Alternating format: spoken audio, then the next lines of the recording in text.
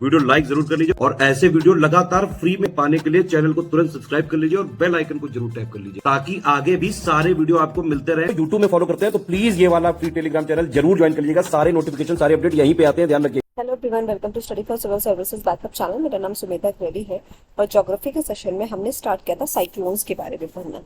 क्या देखा था हमने कि साइक्लोन स्टूडेंट्स आपके दो तरीके के होते हैं, टेम्परेट और ट्रॉपिकल। टेम्परेट साइक्लोन क्या होता है? They are also termed as extra tropical cyclones. अब इनको और क्या कहा जाता है? एक्स्ट्रा ट्रॉपिकल साइक्लोन या वेव साइक्लोन या सिंपली डिप्रेशन या लो या थ्रो। ठीक है, ये पे कैसे शेप के होते हैं? ये बेसिकली सर्कुलर, इलिप्टिकल या वी शेप के होते हैं। लॉन्ग डायमीटर इनकी लगभग 1920 किलोमीटर की और शॉर्ट होती है आपकी 1040 किलोमीटर की। ठीक है, अब आ जाते हैं origin and life cycles of temperate cyclone. Temperate cyclone के ओरिजिन और उनके लाइफ साइकिल के बारे में जानते हैं। Origin of these cyclones are associated with the polar front where two contrasting air masses converge। अब ये क्या है? यहाँ पे क्या है? इन ऐसी साइक्लोन्स का ओरिजिन क्या होता है? पोलर फ्रंट से होता है। किससे एसोसिएट होते हैं? ये पोलर फ्रंट से एसोसिएट होते हैं, जहां पे आपके दो अलग अलग विभिन्न एयर मासेस क्या होते हैं? कन्वर्ज होते हैं। हमने ये पहले भी पढ़ा है, अगर आपने एयर मास में ध्यान से पढ़ा होगा, जो हवा का द्रव्यमान हमने पढ़ा था, वायु का द्रव्यमान, उसमें हमने क्या पढ़ा था कि जब दो अदर एयर मासेस जो है कन्वर्ज होते हैं तो क्या साइक्लोनिक कंडीशंस आ जाती है। ठीक है, तो वही होता है यहाँ पे, जब दो कंट्रास्टिंग एयर मास जो है कन्वर्ज होते हैं तो आपका ओरिजिन होता है साइक्लोन का। अब क्या एक साइंटिस्ट ने क्या ऑब्जर्व किया कि 6 different stages in the life of temperate cyclone. अब ब्रजेंस ने क्या जो है ऑब्जर्व क्या किया कि 6 डिफरेंट स्टेजेस होते हैं टेम्परेट साइक्लोन के लाइफ में। पहला स्टेज क्या होता है? Two contrasting air masses move parallel to each other. दो कंट्रास्टिंग जो एयर मास है वो क्या मूव कैसे मूव होते हैं? पैरेलल मूव होते हैं एक दूसरे के साथ। Thus a stationary front is formed during second stage. The warm and the cold air masses penetrate into territories of each other and thus a wave like front is formed। अच्छा, ये हमने पहले देखा, जब वार्म और cold air mass जो है meet करते हैं, कन्वर्ज होते हैं, एक दूसरे की टेरिटरीज में जाते हैं, तो कैसा एक वेव लेंथ या हम कहेंगे वेव टाइप का फ्रंट जो है फॉर्म होता है। अच्छा, दो कंट्रास्टिंग एयर मास पैरेलल होंगे तो कैसा फॉर्म होगा? स्टेशनरी। ये याद रखना है, स्टेशनरी।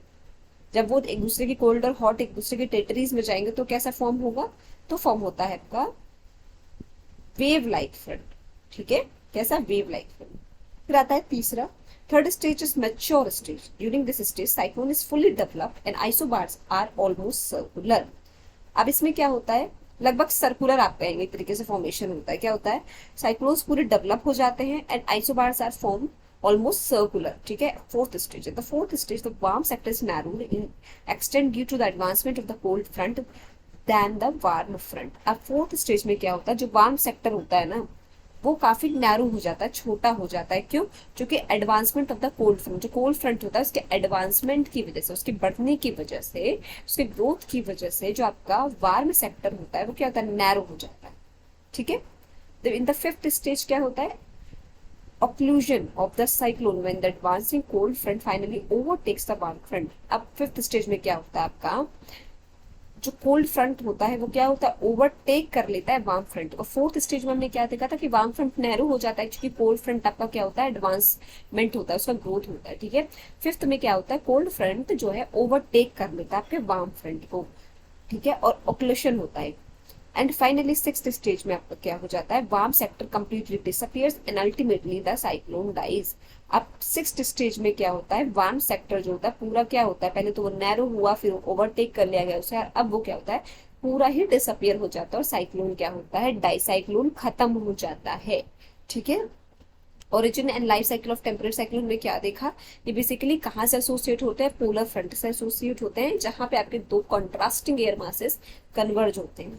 ठीक है, अब इसमें बेसिकली आपके 6 स्टेजेस होते हैं टेम्परेट साइक्लोन के लाइफस्टाइल में। पहले में क्या होता है? दोनों contrasting air masses parallel move करते हैं तो स्टेशनरी फ्रंट फॉर्म होता है। इसके बाद कोल्ड और हॉट एक दूसरे की टेरिटरीज में चले जाते हैं तो आपका वेव लाइक फ्रंट फॉर्म होता है। तीसरे में क्या होता है कि जो है आपका सर्कुलर, एक तरीके से हम कहेंगे कि जो है आपका थर्ड स्टेज एक मैच्योर स्टेज होती है, साइक्लोन पूरी डेवलप हो जाती है और आइसोबार्स सर्कुलर हो जाते हैं। फोर्थ में क्या होता है? आपका जो वार्म है वार्म सेक्टर है वो क्या होता है, फोर्थ में आपका नैरो हो जाता है, क्योंकि साइकिल जो कोल्ड सेक्टर है आपका वो क्या होता है, एडवांसमेंट होता है, उसकी ग्रोथ होती है।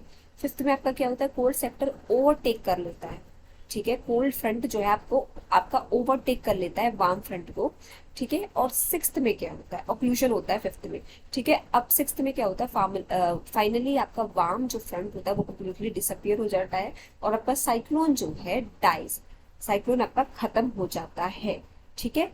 तो ये था आज के पूरे सेशन में। आई होप आपको आज का सेशन समझ में आया होगा। कोई भी डाउट हो तो प्लीज कमेंट सेक्शन में कमेंट करके जरूर बताइएगा। और अभी तक अगर आपने चैनल को लाइक शेयर सब्सक्राइब नहीं किया तो प्लीज कीजिए और बेल बटन को प्रेस करना ना भूलिए। Thank you so much for watching.